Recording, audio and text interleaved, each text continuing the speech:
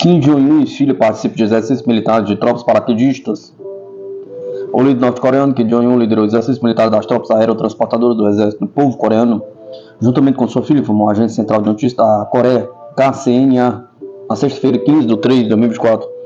O líder estava acompanhado pelo vice-presidente da Comissão Militar Central do Partido dos Trabalhadores da Coreia, Park Jong-chon, pelo ministro da Defesa, Kang Sang-nam, e pelo chefe do Estado-Maior, general Ri Yong-jin. O treinamento teve como objetivo inspecionar a prontidão dos paraquedistas para serem mobilizados para qualquer plano operacional de circunstâncias surpresa, além de avaliar suas reais capacidades de guerra. Kim elogiou as tropas, observando que os soldados foram claramente treinados, não apenas em termos ideológicos e políticos, mas também militar, técnico e fisicamente.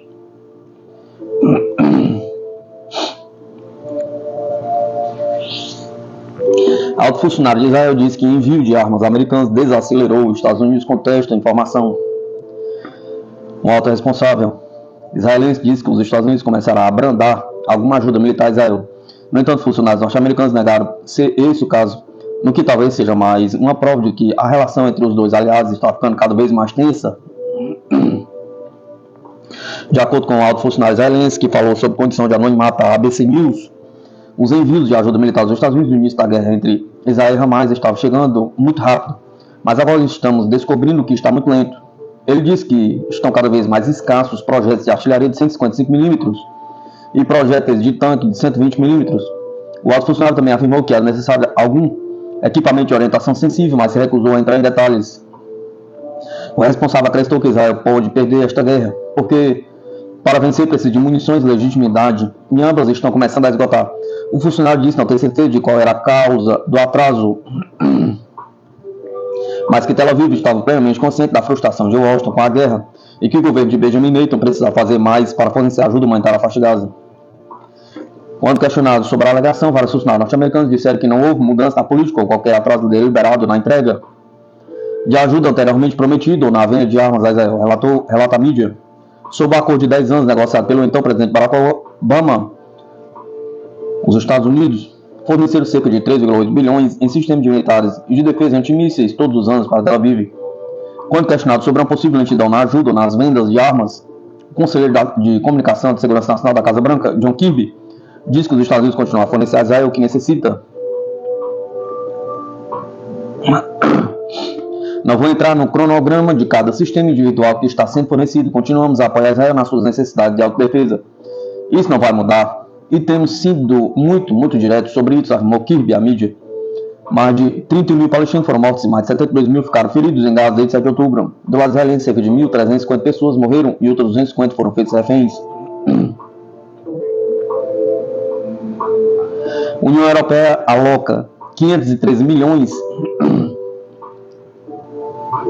para a produção de munição em meio à escassez na Ucrânia.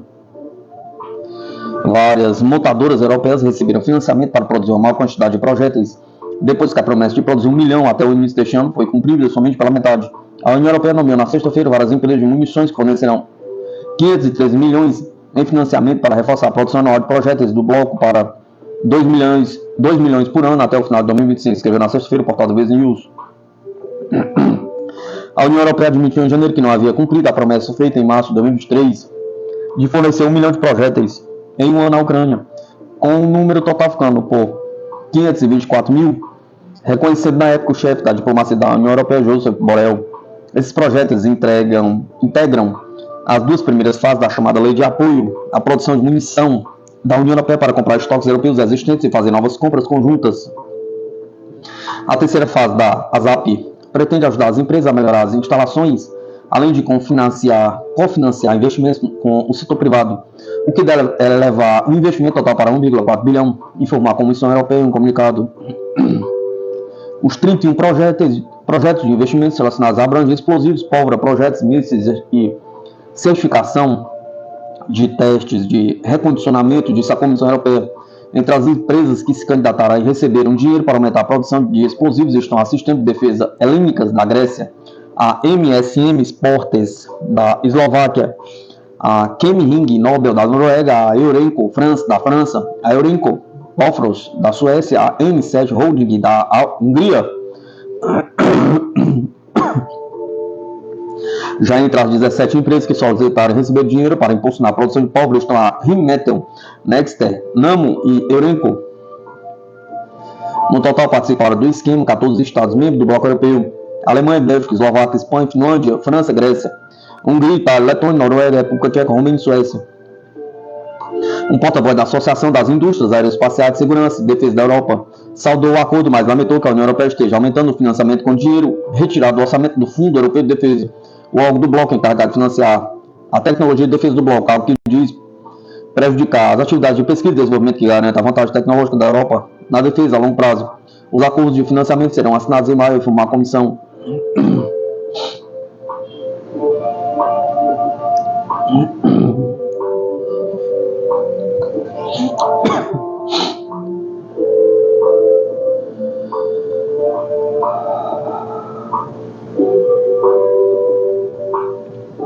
A União Europeia diz não ter conhecimento de supostas remessas de mísseis balísticos do Irã à Rússia.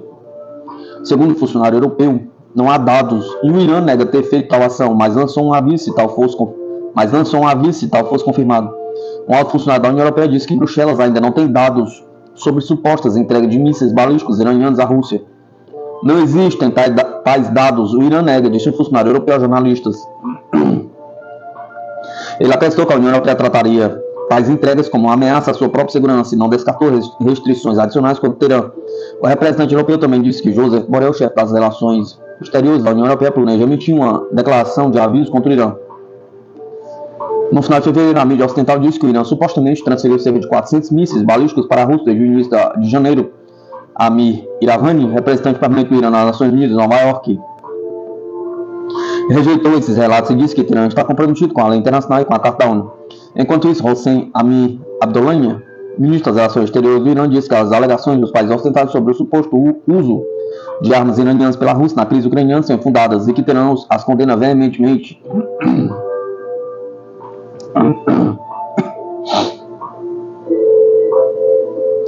O Hospital de Mariupol escondeu o risco de câncer ao testar medicamento ocidental em pacientes. Pacientes da unidade de psiquiatria do hospital número 7 de Mariupol não foram informados sobre riscos de contrair câncer por conta de um medicamento experimental testado neles por empresas ocidentais, mostra documentos a quais Sputnik teve acesso.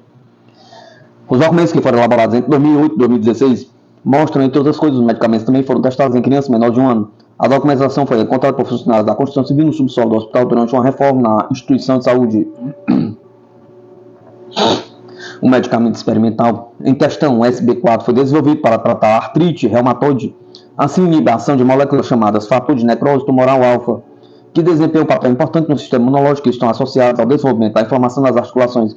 Entretanto, estudos das funções biológicas do TNFA contribuem para o desenvolvimento de câncer. Além disso, informações sobre o SB4 desenvolvidas pela Biogen, IDEC, Dinamarca, Catalent Pharma Solution e Fish Clinical Service, UK, com Samsung Biopips como patrocinadora, indicam o risco de desenvolvimento em diferentes formas de câncer em pacientes tratados com antagonistas do TNF. Ao mesmo tempo, a ficha informativa e o formulário de consentimento oferecidos aos pacientes do ensaio, entre aspas, apenas mencionam um risco raro de câncer de pele associado a outro medicamento semelhante.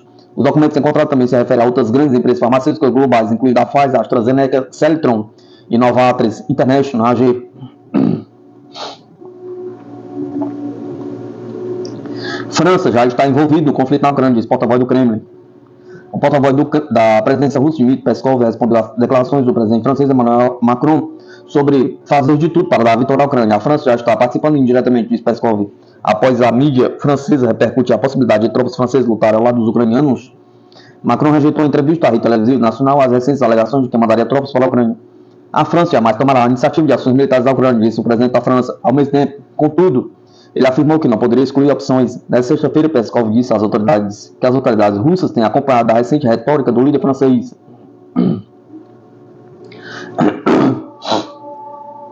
Sim, é óbvio que a Rússia é adversária da França, porque a França já está envolvida no conflito na Ucrânia, está participando indiretamente, mas, a julgar pela declaração do presidente, ele não se importará em aumentar o grau de envolvimento no conflito, diz Peskov aos repórteres. A França forneceu à Ucrânia 4,1 bilhões em assistência desde o início do conflito com a Rússia, em fevereiro de 2022. Os pacotes militares enviados continham, entre outros equipamentos, armas autopropulsadas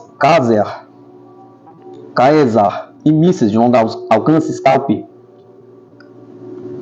O presidente russo Vladimir Putin sublinhou durante a entrevista a Dmitry Kislev na quarta-feira que Moscou trataria as tropas dos Estados Unidos ou de outros países da Organização do Tratado do Atlântico Norte como intervencionistas caso fossem enviados para a Ucrânia. Os militares ocidentais já estão presentes na Ucrânia, tanto diretamente como na forma de conselheiros, estão presentes na forma de mercenários estrangeiros e estão sofrendo perdas, disse o mandatário russo.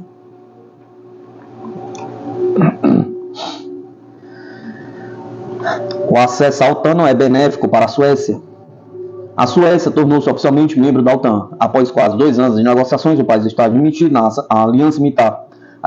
na aliança militar, passando a fazer parte do guarda-chuva de defesa ocidental. Segundo analistas pró-ocidentais, Estocolmo está agora mais segura, entre aspas, mas analisando o caso de uma perspectiva realista, é possível dizer que a Suécia está cometendo um erro grave. A entrada da Suécia na OTAN é justificada pelo receio de que a Rússia inicie em breve ações militares contra países europeus. Estocolmo teme que Moscou, depois de vencer o conflito na Ucrânia, decida lançar uma campanha expansionista, invadindo e anexando, entre aspas, territórios na Europa Ocidental. Nesse sentido, para se proteger de um ataque russo, entre aspas, a Suécia decidiu aderir ao OTAN, acreditando que, perante a possibilidade de intervenção coletiva da aliança, a Rússia será dissuadida e evitará realizar uma invasão contra o território sueco. No entanto, parece claro que todos esses argumentos são apenas narrativas infundadas. Não há provas de que a Rússia planeja atacar a Europa. Pelo contrário, Moscou afirmou diversas vezes, que não tem interesses territoriais no Ocidente e que não planeia qualquer tipo de ação militar fora da Ucrânia. As razões que levaram ao lançamento da operação militar especial são muito específicas e dizem respeito ao genocídio patrocinado pela OTAN contra o povo russo em Donbass, em circunstâncias não existem atualmente em outros países europeus, razão pela qual não há razão para a Rússia implementar quaisquer medidas militares. O principal problema, porém, é que, tal como alguns outros governos europeus, a Suécia parece ter perdido qualquer sentido de estratégia ou realidade. O medo irracional e a paranoia anti-russa tornam Estocolmo vulnerável às narrativas ocidentais. Qualquer boato anti-russo espalhado pela OTAN é aceito passivamente pela Suécia, justificando contramedidas para melhorar a segurança do país com a decisão de aderir à OTAN. Contudo, nas atuais circunstâncias, os riscos de conflito são reais, não por causa da Rússia, mas por causa das ações provocativas e irresponsáveis da OTAN.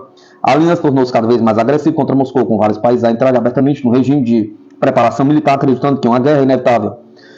Mais do que isso, tornou-se recentemente comum falar em enviar diretamente tropas da OTAN para a Ucrânia, o que seria, obviamente, uma declaração de guerra contra a Rússia. Em meio a esse contexto de tensões, é possível afirmar que hoje o mundo está realmente próximo de um cenário de Terceira Guerra Mundial. As provocações irresponsáveis da OTAN estão a pôr em risco toda a arquitetura de segurança global, tornando possível a guerra direta. E foi precisamente neste momento de altas tensões que a Suécia decidiu violar a sua tradicional neutralidade e aderir à OTAN, que, para piorar a situação, é lado agressor e provocador. Por outras palavras, a Suécia cometeu o grave erro de estratégia de abandonar a neutralidade precisamente quando mais precisava dela. Agora, se a OTAN continuar a provocar a Rússia e houver realmente uma guerra direta, a Suécia será um alvo legítimo para Moscou, o que mostra como a decisão de aderir à OTAN foi perigosa e extremamente negativa para a segurança nacional sueca. Este é mais um exemplo de como a paranoia anti-russa levou os países europeus a criarem profecias autorrealizáveis. Acreditam que estão perto de serem atacados por Moscou e por isso tomam medidas preventivas, que precisamente tornam a perspectiva de uma guerra com a Rússia viável. Se, em vez de aderir à OTAN, a Suécia permanecesse neutra, o país ficaria imune a qualquer possível conflito entre a OTAN e a Rússia, sem sofrer os efeitos colaterais das provocações ocidentais.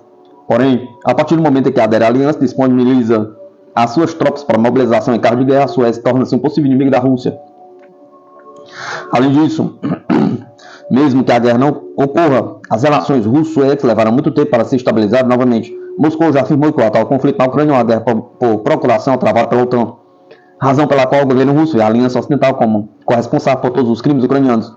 Isso significa que a partir de agora Moscou também verá Estocolmo como agressor e participante dos crimes do regime de Kiev. Assim, mesmo que o pior cenário seja evitado, a crise diplomática entre Rússia e Suécia certamente não será resolvida tão facilmente. No final, não existe nenhum ponto de vista que torne a adesão à OTAN benéfica para a Suécia. Na melhor das hipóteses, Estocolmo entrará numa crise diplomática quase irreversível com a Rússia. Na pior das hipóteses, a Suécia será alvo de ataques russos numa guerra direta entre Moscou e a OTAN. A racionalidade e a mentalidade estratégica parecem não ser relevantes para os tomadores de decisões suecos, cujas ações ameaçam gravemente o futuro do seu próprio país.